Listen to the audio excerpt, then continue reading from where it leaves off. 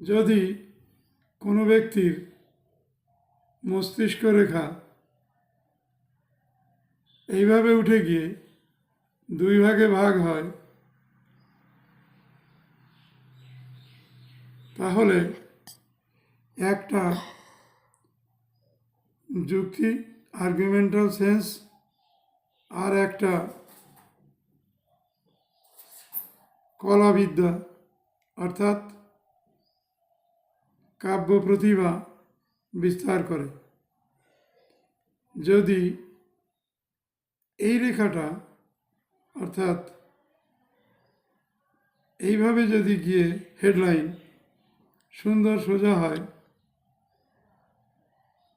তাহলে সেই ব্যক্তি অত্যন্ত বুদ্ধিমান বলে আমরা বিবেচনা করে থাকি এবং তার ক্ষেত্রে বুদ্ধিমত্তার বৃদ্ধি বিকাশ ঘটবেই ঘটবে। ধন্যবাদ বন্ধুরা, লাইক করো, সাবস্ক্রাইব করো এবং কমেন্ট শেয়ার করো, যাতে আমি তোমাদের আরও ভালো ভালো তথ্য এনে শোনাতে পারি, তোমাদের সামনে উপস্থাপন করতে পারি, তার ব্যবস্থা করো। তোমরা আমাকে যত ভালোবাসবে, আমিও তোমাদের সামনে নিত্য নতুন তত ভালো ভালো জিনিস নিয়ে হাজির হব। ধন্যবাদ, সুপ্রভাত, ভালো থেকো।